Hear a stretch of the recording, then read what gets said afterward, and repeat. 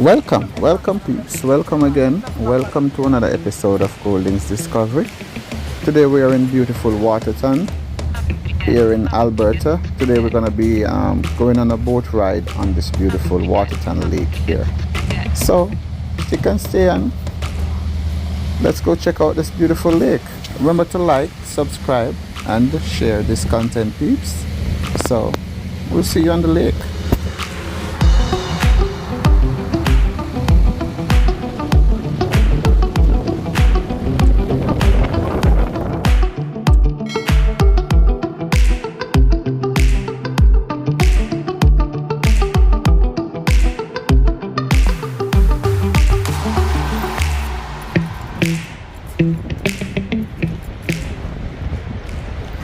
It's a little early for the next tour, so we're just hanging out here on the pier for a little bit, just to let the time go by so we can be on schedule for the next boat tour. So just enjoy the scenery from here, peeps. We're just hanging out waiting for the next tour.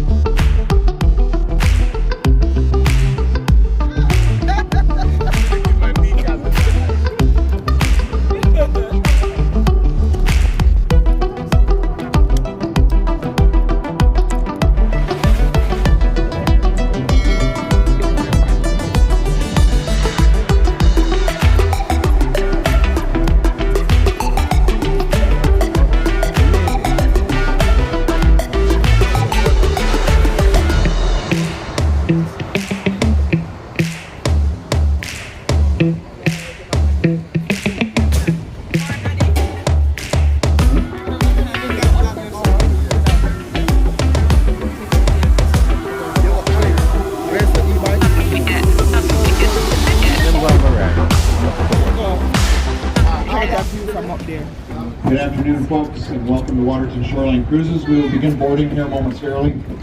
Please have your tickets ready, and if each person please has their own ticket, other than small children, that will help us out to expedite the boarding process. I need the restrooms. They're across the parking lot, the big gray building. We still have about 10 minutes, a little bit more than that. We'll be on the water for an hour and 15 minutes. No facility on board the boat. We are limited also to 20 people on the upper deck under the Transport Canada regulations. So once 20 people go up, we'll put the rope across. It will be extremely windy up on the top deck. And then decide to go up there.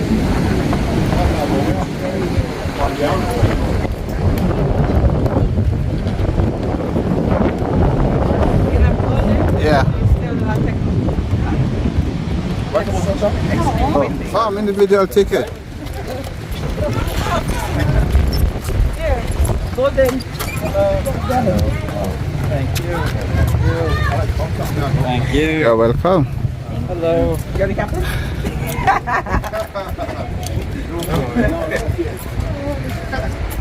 The little guy is the captain.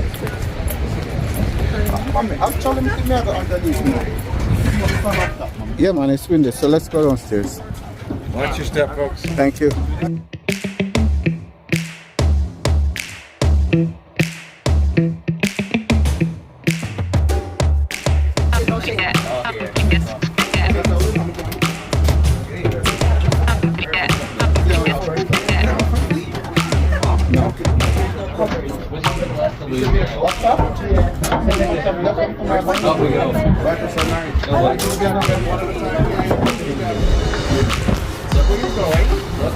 Okay, you are with it.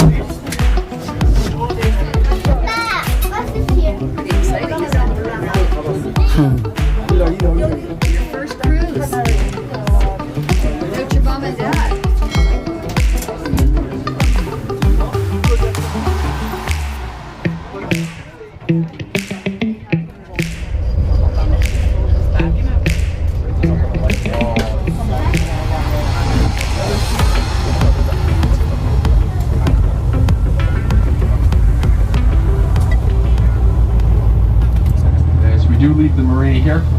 all a wind warning real quick. Kind of leave the little marina there. You're going to get a bit of a wind. We're heading right into that south breeze. So if you're sitting out back or up on the top deck, hold on to your hats, news articles, stuff like that. Or you might get a little splash too. If you're sitting in the back, adds a little bit of adventure, if you will. You see those life jackets tucked away. If you're sitting out back, you don't see any life jackets, and that is the price you pay for the good seating. Of course, I'm just kidding about that. We pulled them into the main cabin, keep them out of the elements, and prevent them from prematurely weathering, which will keep them up by me. And children's life jackets also at the helm. And then up on the top deck, close to kind of the forwardmost area, there's a locker or a cubby. There's 22 life jackets tucked away. That's the only real restriction we have on board today. We're only allowed 20 people up on the top deck at any kind of point in time. So in first minutes, I'll be kind of regulating that. We also got firefighting, life-saving coming stationed around the vessel. Fire nice and close to the shoreline. Keep an eye out for wildlife, that kind of stuff. He's a pretty good captain. I don't know why. He hits every wave, though. I don't know what his problem is, but your first mate and second mate sitting behind the stairs, you got Steve, his son Jaden. Steve just turned 75 today. Steve's birthday. Now, a round of applause. Don't work it. He's been here for quite a while. I'm surprised he's Custer. And the central patch of snow you see on Mount Custer there is the Herb Snowfield. So about 10 years ago or so, we were calling that the Herb Glacier. But that year they flew out some geologists, and they took a survey on all the known glaciers in the area here. They determined that that's no longer a glacier. So it no longer has what you call critical mass at 60 feet in depth size to still be considered moving. That's what separates a glacier from a snowfield, is a glacier moves. If even only by a few inches a year, it's still moving. Gravity is still doing the work. But with snowfields, they no longer move. So that will remain all year long, but it's no longer moving. It's now just a permanent snowfield. If any of you have taken the drive up to Cameron Lake and looked across, Mount Custer would have been the mountain you were looking at, just from kind of a different angle here.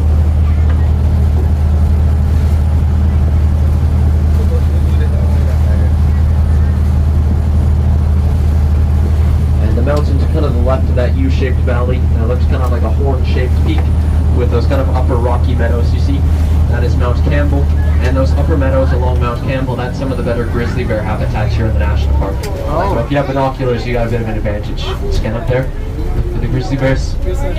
Yeah. Probably noticed we've started slowing down. It appears that we've run out of fuel. Of course, I'm just kidding. Look off the right side of the boat, pick out that straight, narrow cut line running through the forest there. Oh yeah. And the same cut line off the left side of the boat, heading up Mount Boswell. That is the international border between Canada and the United States. Okay. We're right on the border, guys. So just off the left side, up from shoreline, there's one marker or obelisk. Yes. Indicate the cut line. So that cut line up there? There's another white colored one, but it's not too visible with the right now. And that cut line is maintained. It's declared in an old treaty between Canada and the United States that wherever that border lies, it must be clearly demarcated. So that's why here, even in the national parks, they chop down the trees where there's nothing really at all. Or along mountain ridges, they set up those markers or obelisks.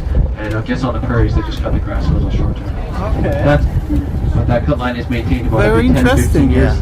The parks have a team of highly trained beavers on leashes. We're right on the border with the United States now, guys. It's a pretty sick gig they got going. I'm sure they actually wish it was like that. They gotta go up the mountainsides with all their axes, chainsaws, brush cutters. They gotta do that all by hand. They've lost quite a bit. The old visitor center was burnt down, although that was slated for demolition anyway. And then some ranchers on the northern boundary lost everything. But there were no human lives lost in that forest fire. They were able to protect the town site. I should also mention that forest fires are part of nature's course. They do need to happen. You can think of it kind of like a forest getting a haircut. Every 300, 400, 500 years, it clears out all that old unhealthy growth and lets a newer forest take root. Lets sunlight penetrate down to the forest floor where it could not before. So when you look off those mountainsides on the right, that luscious green shrubbery starting to grow back about waist high. You got berry bushes starting to produce fruits once again. And it creates excellent habitat for those 60 different mammal species that reside here. And it's bringing the bears and wildlife back into those recently burnt areas.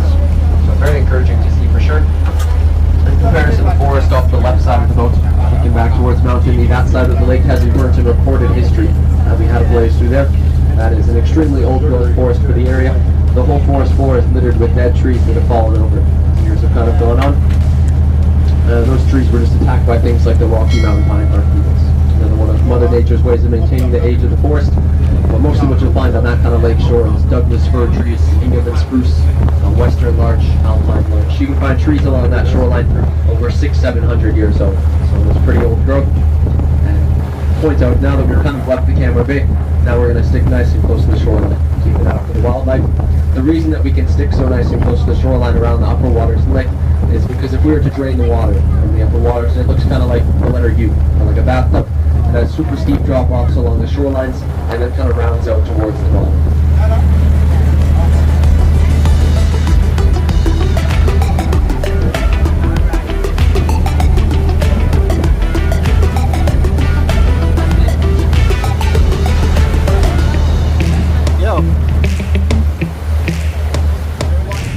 Only one bed, yeah. Yeah. Replace the person.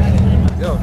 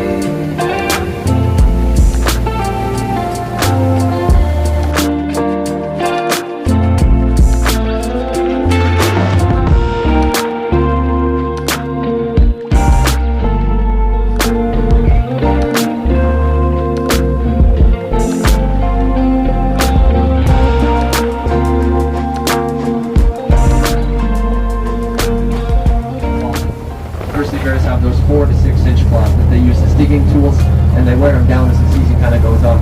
Black bears have little 1 to 2 inch claws they use to climb trees and stuff like that. But if you can see the claw length, it might be a little bit too close. Take a few steps back, and I suppose at that point you can climb a tree. If the bear follows you up the tree, it's a black bear. If it just pushes the tree over, it's a grizzly bear. Of course, I'm just kidding though. The bears in the national park are about 90% vegetarian. Mostly feeding on the berry bushes, the insects, flipping over rocks, licking up all those little moths, grubs, all that stuff. Maybe a squirrel, but they're not wasting their energy chasing around deers or coons.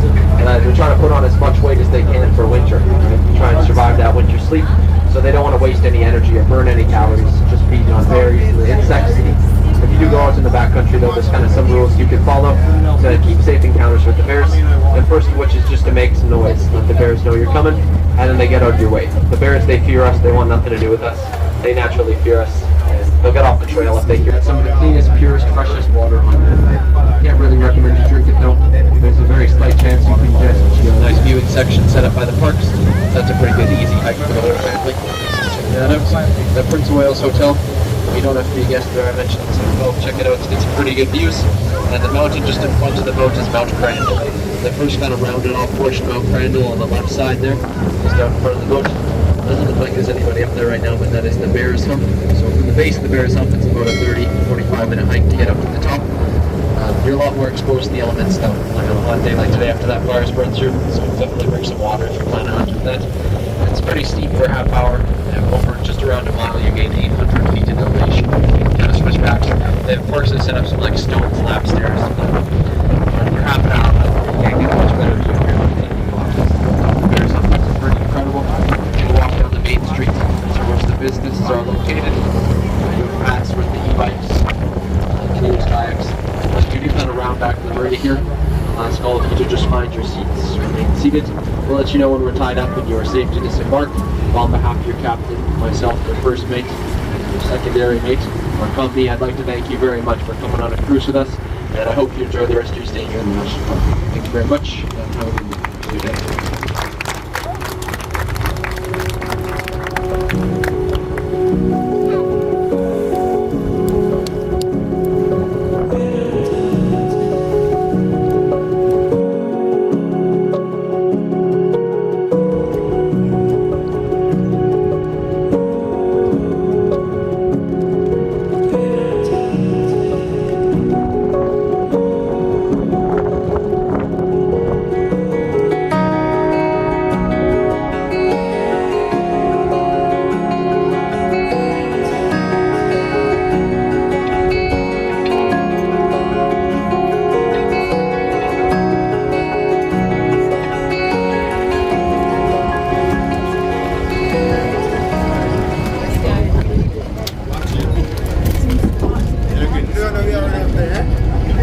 Is that a video? No.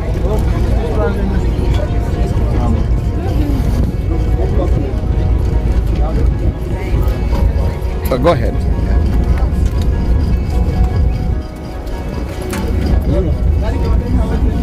Awesome. I think that's it. Watch your step. That was an adventure of a lifetime. Just leave a comment and let me know what you think about this Waterton Lake.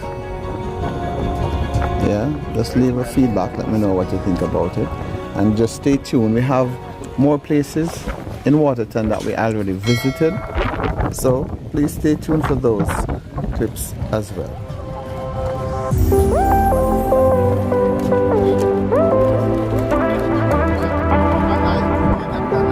Aye, Captain.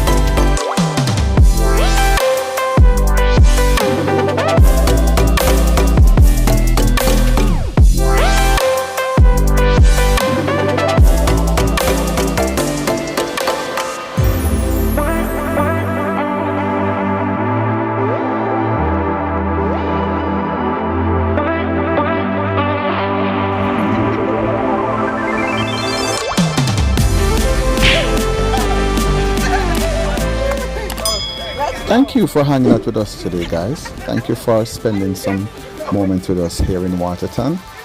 We also hike up Bears Hump Mountain. We also went to the Red Rock Canyon and also Cameron Lake. So stay tuned for those clips as well, please.